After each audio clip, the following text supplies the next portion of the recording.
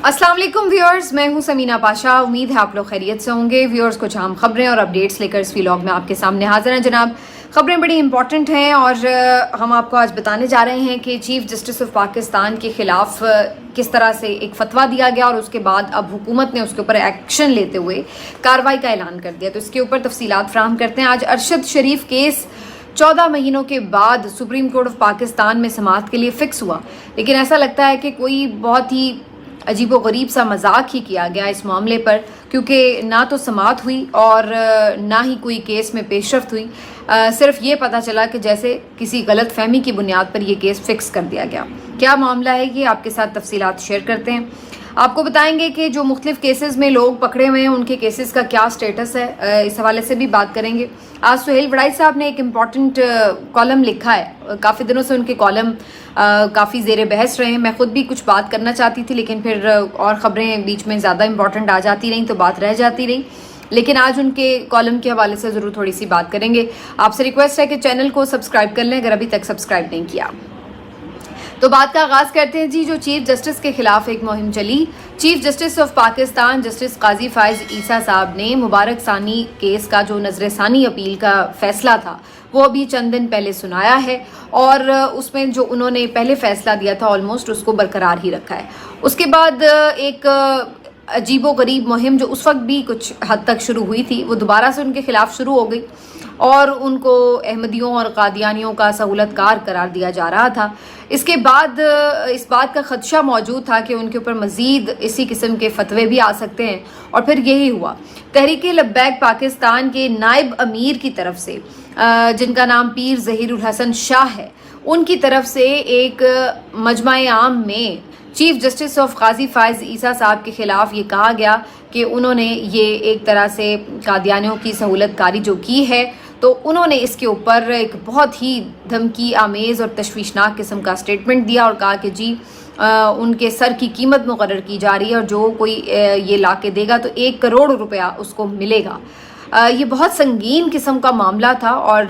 जाहिर है कि इसके ऊपर हर कोई कंडेम भी कर रहा था कि किसी की जान को भी यूँ ख़तरे में नहीं डाला जा सकता। चीफ जस्टिस ऑफ पाकिस्तान काजी फाइज ईसा साहब के हवाले से मुख्तलिफ लोग आवाज़ उठा रहे थे और उसके बाद अब मामला ये है कि ख़ुद आज वफाकी वज़रा की तरफ से भी इसके ऊपर प्रेस कॉन्फ्रेंस की गई है और एहसन इकबाल साहब ने भी, ख्वाजा आसिफ साहब ने भी, दीगर वज़रा ने भी ये कंडेम भी किया सारा मामला और साथ ही उन्होंने कहा कि इसको यूं नहीं खाली छोड़ा जा सकता कि इसको सिर्फ मजम्मत करके हम छोड़ दें, बल्कि इस मामले के खिलाफ रियासत पाकिस्तान कानूनी चाराजोई भी करेगी। इसीलिए अब इन नायब अमीर, TLP के नायब अमीर के खिलाफ बाकायदा एक मुकदमा भी दर्ज कर लिया गया है और अब यही बताया जा रहा है कि उनके खिलाफ कार्रवाई शुरू कर रही है रियासत। अब सवाल यहाँ पर यह पैदा होता है क्योंकि हमारे यहाँ हर चीज़ में कोई ना कोई वजह तलाश की जाती है और इसी वजह से बहुत सी कॉन्स्पिरेसी थेरीज या जिनको हम साजिशी नज़रियात कहते हैं वो भी गर्दिश करने लगते हैं। तो इस पर भी बहुत से लोग ये बात कर रहे हैं कि काजी फाइज ईसा साहब को इस वक्त ये जिस तरह से थ्रेट्स मिले हैं इसकी वजह से जाहिर है कि जो उनके मुखालिफ लोग भी हैं जो बाकी मामलात के हवाले से, सियासी मामलात के हवाले से उनके ऊपर बहुत तनकीद भी कर रहे हैं, वो भी इस मामले पर उनके साथ खड़े होने पर हमें नज़र आ रहे हैं कि नरम पड़ रहे हैं और वो कह रहे हैं कि ये होना भी चाहिए कि जहाँ जो गलत है उसके साथ आप बिल्कुल कहें, उस पर तनकीद भी हो, लेकिन जहाँ उसके साथ ज़्यादती हो रही है तो उसके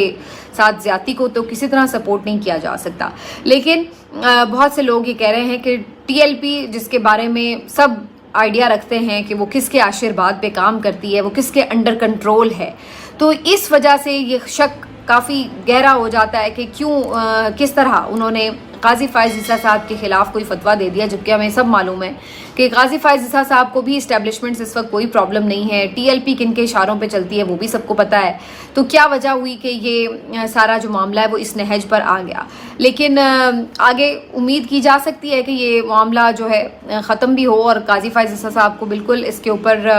ना सिर्फ ये कि सिक्योरिटी मिलनी चाहिए, एक्स्ट्रा ऑर्डिनरी वैसे भी होती है ज़ाहिर है चीफ जस्टिस की, लेकिन इसके साथ साथ इसी फतवे को रद्द करने का फतवा فتویٰ بھی آنا چاہیے اور کلیئرٹی سے ساری جو چیز ہے وہ سامنے آنی چاہیے کہ یہ کیا معاملہ ہے. تو بہرحال جی یہ چیف جسٹس کا جو معاملہ تھا اس کے اوپر آج ہمیں حکومتی موقف جو ہے وہ باقاعدہ نظر آ رہا ہے. اب آ جاتے ہیں جی آگے کچھ جو مختلف سیاسی کیسز چل رہے ہیں ان میں کیا امپورٹنس ہے. آج عروبہ کمال جو کہ آپ کو پتہ ہے پی ٹی آئی کی سوشل میڈیا ایکٹیوسٹ ہیں, فیس بک جو ان کا پیج ہے اس کو بیسکلی دیکھتی ہیں. تو عروبہ صاحبہ کی کل ہی ہم نے آپ کو بتایا تھا کہ جو ان کی فزیکل ریمانڈ کی درخواست تھی وہ مسترد کر دی گئی تھی, تو اس کے بعد اب ان کو جوڈیشل کل ہی کر دیا گیا تھا. کل سنڈے تھا, بات آگے نہیں بڑھ سکی. آج کے روز ان کی ضمانت اپلائی کی گئی تھی جو کہ ان کو مل گئی ہے. تو عروبہ صاحبہ کے حوالے سے جو افسوسناک پہلو رہا وہ کل سارا دن وہ یہ تھا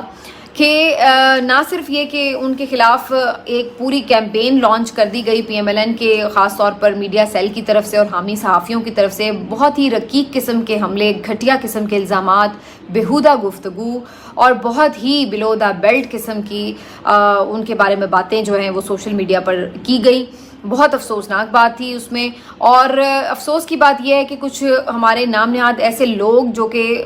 کمپیریٹیولی لوگ صحافی سمجھتے ہیں اور ان کو ٹی وی اسکرینز پر جگہ بھی دیتے ہیں, وہ بھی گھٹیا قسم کی گفتگو اس بچی کے بارے میں کر رہے تھے. یہ بڑا عجیب و غریب معاملہ ہے.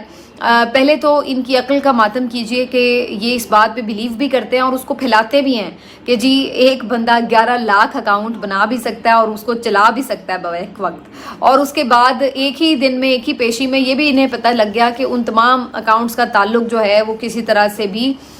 دشمن ممالک کے ساتھ ہے, وہ ان سے لنکڈ بھی ہیں, ان سے فنڈنگ بھی آتی ہے اور ان کے تھرو ان کے ایما پر پورا پروپیگنڈا بھی کیا جاتا ہے وغیرہ وغیرہ. تو نہ جانے کیا کچھ, اور اس کو وہ بڑے زور و شور اور شد و مت سے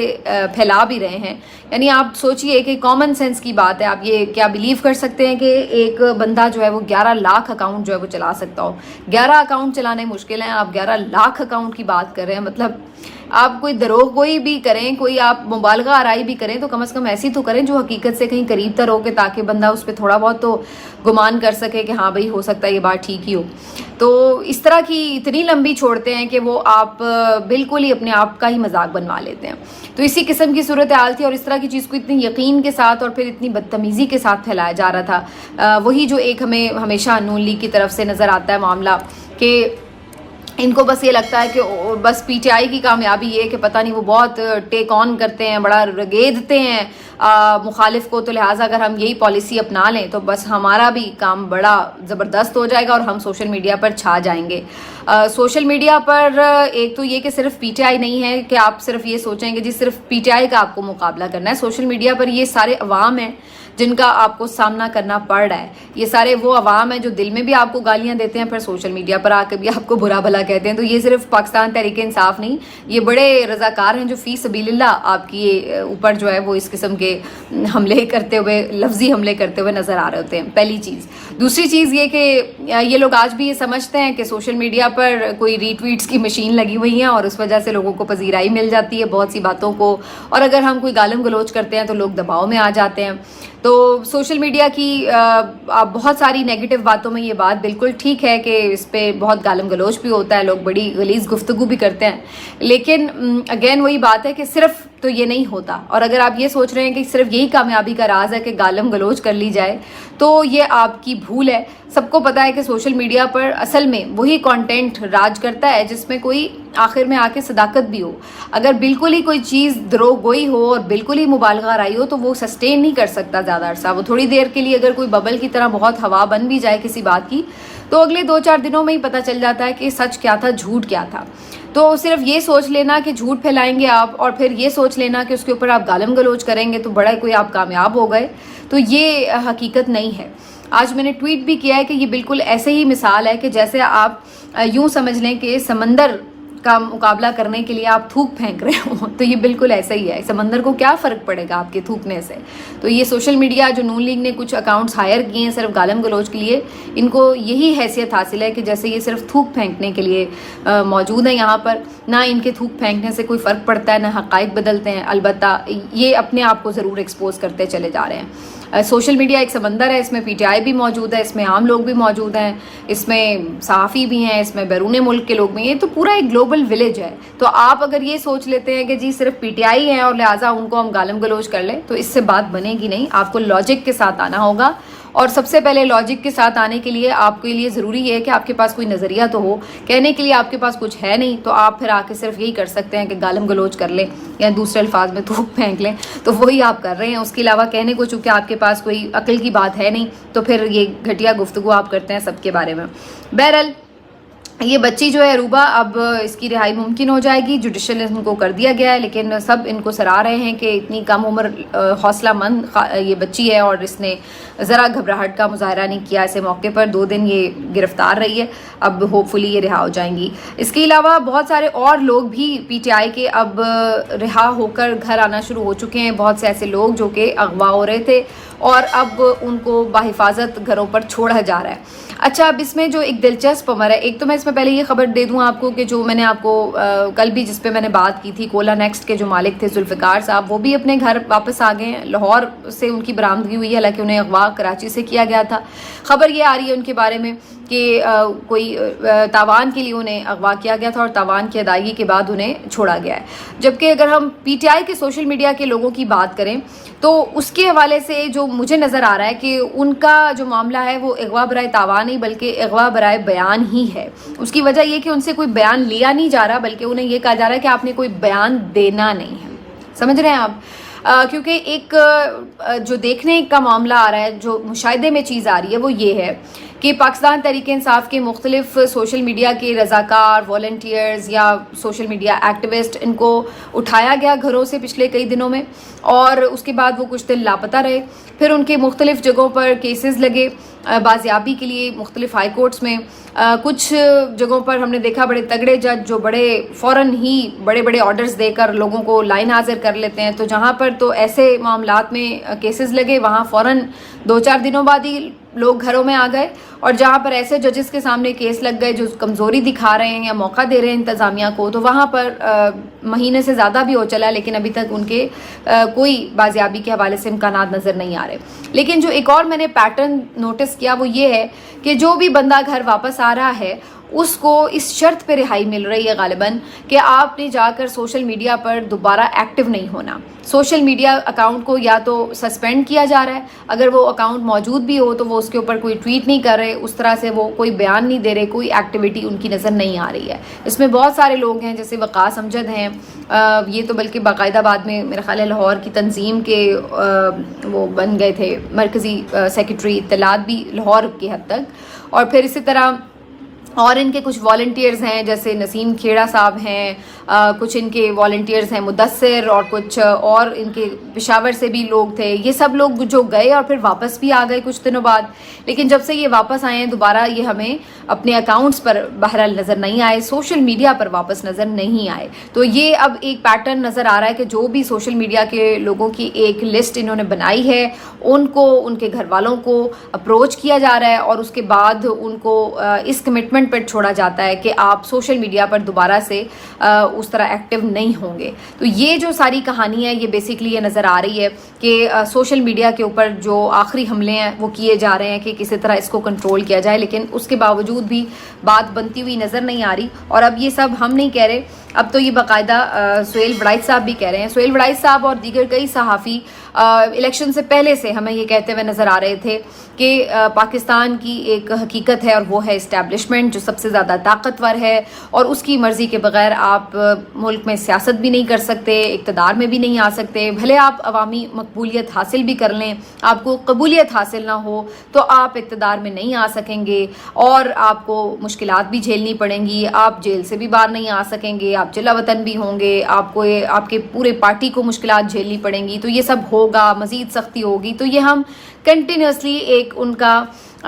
جو آپ سمجھ لیں گردان ہے، ہم سن رہے تھے کہ قبولیت بڑی ضروری ہے، قبولیت بڑی ضروری ہے۔ اس کے بعد ہم نے دیکھا کہ 8 فروری کو عوام نے اڑا کے رکھ دیا اور انہوں نے بتایا کہ یہ پڑی آپ کی قبولیت، ہمیں آپ قبول نہیں، نہ آپ کی لائی ہوئی گورنمنٹ ہمیں قبول ہے، ہمیں پاکستان تحریک انصاف قبول ہے، ہم اسی کو مقبول بھی سمجھتے ہیں، اسی کو قبول بھی سمجھتے ہیں۔ تو اس کے بعد ٹھیک یہ بات درست، اپنی جگہ کی طاقت کے بلبوتے پر مینڈیٹ چرایا گیا، حکومت پھر سے بنا لی گئی، لیکن الٹیمیٹ اس کا انجام ناکامی ہی تھا اور ہے۔ اور یہی وجہ ہے کہ اب یہ سمجھ آنا شروع ہو چکی ہے 4-5 مہینے گزرنے کے بعد کہ جناب یہ جو آپ نے چوری کر کے زور زبردستی سے بنا بھی لی حکومت، تو یہ چل نہیں سکتی، کیونکہ اس وقت حالات اس نہج پر آ گئے ہیں کہ اب آپ کو اس کے اوپر فوری فیصلہ کرنا ہے، ورنہ خدا نخواستہ ملک کے لیے آگے سروائیو کرنا بڑا مشکل ہو جائے گا۔ اور اب ہم یہ دیکھتے ہیں کہ کنٹینیوسلی یہ باتیں کرنے کے بعد کہ نہیں جی خان کی غلطی ہے اور خان کو موقع نہیں ملنا چاہیے، خان آ گیا۔ ابھی چند دن پہلے سہیل بڑائی صاحب نے یہ کالم لکھا تھا کہ اگر عمران خان واپس آ گیا تو یہ کر دے گا، وہ کر دے گا، فاشزم انتہا کو ہوگا، جمہوریت جو تھوڑی بہت بھی نظر آ رہی ہے وہ بھی نہیں ہوگی، اور نہ جانے کس قسم کی میڈیا کی بالکل زباں بندی ہو جائے گی، اس طرح ہو جائے گا، اس طرح ہو جائے گا۔ تو یہ سارا وہ ڈرا رہے تھے، لیکن اب چند دنوں کے بعد ان کے بھی مزاج میں آپ کو تبدیلی نظر آ رہی ہے، اور یہ شاید اسی وجہ سے جو ہم آپ کو کافی دنوں سے بتا رہے ہیں کہ کچھ چیزیں آہستہ آہستہ بدلنے کی طرف ہیں۔ تو سہیل بڑائی صاحب نے بھی آج کے کالم میں اس طرف لکھا ہے، اور انہوں نے کہا ہے کہ جی الٹیمیٹلی مقتدرہ کو بھی یہ سمجھنا چاہیے کہ قبولیت اگر ہے تو اس کو مقبولیت اگر ہے تو اس کو قبولیت بھی دی جائے اور راستہ فراہم کیا جائے، اور اگر اس کو اقتدار نہیں آپ نے دیا تو ملک عدم استحکام کا شکار رہے گا، عوام کی بات ماننی ہی پڑے گی۔ تو جب ہم آپ کو بغیر اتنے بڑے ایکسپیرینس کے اور بغیر بہت بڑے نام اور بہت بڑے چینلز کی بیک کے ہم آپ کو شروع سے یہ بات کہہ رہے ہیں کہ آپ کو عوام کی بات ماننی پڑے گی، یہ دور بدل چکا ہے، آپ جتنی دیر مرضی زور زبردستی کر لیں، الٹیمیٹ اینڈ اس کا یہی ہونا ہے۔ اور یہ ہم آپ کو شروع سے بتا رہے ہیں۔ یہ وہ لوگ تھے جو ہمیں مختلف پروگرامز میں جب ہمارے ساتھ بیٹھتے تھے الیکشن سے پہلے، تو ہمیں کہتے تھے کہ جی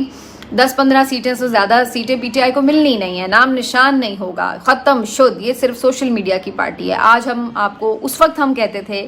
کہ لوگوں کے اندر اس کی روٹس موجود ہیں، لوگوں کے اندر غم و غصہ ہے اس حکومت کے خلاف بھی، اور آپ دیکھیے گا کہ پی ٹی آئی ایک سرپرائز دے سکتی ہے، اور وہی بات ہوئی۔ پھر ہمارے جو تجزیے تھے وہ درست ثابت ہوئے، اور یہ سب لوگ جو کہ مایہ ناز تجربہ کار لوگ تھے، ان کے تجزیے غلط ثابت ہوئے، اور پھر اس کے باوجود بھی اس بات پہ بضد تھے کہ نہیں غلط ثابت ہو بھی گئے ہیں لیکن پھر بھی یہ حکومت ہی چلے گی۔ اور اب یہ اس بات سے بھی ہمیں اپنا پوائنٹ آف ویو ڈیفرنٹ کرتے ہوئے، چینج کرتے ہوئے نظر آ رہے ہیں کہ نہیں جی اب ہمیں لگتا ہے کہ فائنلی آپ کو عمران خان کو حکومت دینی پڑے گی، اور اس کے لیے الفاظ بھی وہ یہ استعمال کر رہے ہیں کہ چھپکلی ہو یا چھچندر ہو کھانی ہی پڑتی ہے جب آپ کے حالات اس نہج پر آ جائیں۔ تو اب آپ عمران خان کی حکومت کو چھپکلی کہیں، چھچندر کہیں یا کڑوا گھونٹ کہیں، جو مرضی کہیں، لیکن ہم بھی یہی بات کہتے تھے کہ عمران خان اگر اچھی حکومت کریں گے تو بہت اچھی بات ہے، ملک کے لیے اچھا ہوگا، نہیں کریں گے تو سارے مل کے تنقید کریں گے، عوام کو بھی پتہ ہوگا کہ اچھا پرفارم نہیں کر سکے، لیکن عوام کے راستے کی رکاوٹ نہ بنے، عوام کا جو فیصلہ ہے اس کے آگے سر تسلیم خم ہونا چاہیے۔ یہی ہماری ایک لائن کی بات تھی شروع سے اب تک، اور اللہ کرے کہ یہ سب کو اب سمجھ آ جائے فائنلی۔ تو یہ جی اب چیزیں جو ہیں وہ ہمیں پوائنٹ آف ویوز بدلتے نظر آ رہے ہیں، اور چیزیں اللہ کرے کہ اور بہتری کی طرف تیزی سے جائیں۔ آخر میں ارشد شریف کیس سے متعلق تھوڑی بات کر لوں۔ ارشد شریف کا کیس آج سپریم کورٹ آف پاکستان میں 3 رکنی بینچ کے سامنے فکس کیا گیا، جن کی سربراہی جسٹس منصور علی شاہ صاحب کر رہے تھے، اور ان کے ساتھ جسٹس سردار افغان اختر نعیم صاحب موجود تھے، افغان اختر نعیم صاحب موجود تھے، اور بلال شاہد صاحب۔ لیکن حیرانی کی بات یہ ہے کہ ایسا لگا کہ جیسے یہ بینچ کسی سرپرائز کی طرح بنایا گیا ہے اور اس کو سماعت کے لیے فکس بھی کیا گیا ہے، کیونکہ 3 رکنی کمیٹی میں تو یہ معاملہ ہی نہیں آیا، یہ عجیب و غریب انکشاف سامنے آیا ہے۔ اور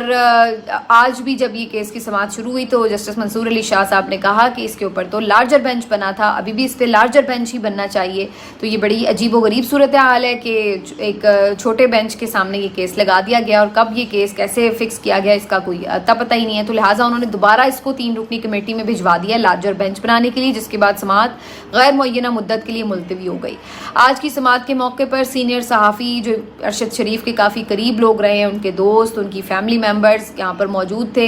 اور اس کے بعد وہ آج پھر سے کافی دکھی محسوس ہو رہے تھے، اور ہونا بنتا بھی ہے، ظاہر ہے آپ اس امید کے ساتھ آتے ہیں کہ چلو شکر ہے کیس لگا، کوئی آگے بڑا ہوگا معاملہ، کوئی پیش رفت ہوگی، لیکن صورتحال یہ ہے کہ آج پھر وہیں پہ کھڑے ہیں۔ تو ایک طرح سے ان کے زخم بھی دوبارہ کریت دیے جاتے ہیں، اور انصاف بھی ابھی فوری کوئی ملتا ہوا نظر نہیں آتا۔ صورتحال یہ ہے کہ 2 سال ہونے کو ہیں، لیکن لیکن ابھی تک ابتدائی تفتیش میں بھی کوئی پیش رفت نہیں ہو پا رہی ہے. تو یہ کیس کیوں کر پھر ایسے لگایا گیا, یہ اپنے آپ میں ایک بہت بڑا سوال ہے کہ بغیر 3 رکنی کمیٹی میں لائے ہوئے یہ معاملہ کیسے فکس کر دیا گیا اور کیوں اس کو جسٹس منصور علی شاہ صاحب کے سامنے لگا دیا گیا. اس کی کھوج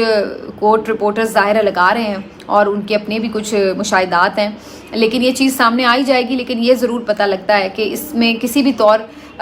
اس میں کوئی نیت یہ نہیں تھی کہ اس کیس کا کوئی حل ہونا چاہیے, کوئی قاتل پکڑے جائیں, کسی کو سزا ہو, بلکہ اس کا مقصد کچھ اور ہی نظر آتا ہے. ملتے ہیں آپ سے اگلے ویلاگ میں, اپنا خیال رکھیے.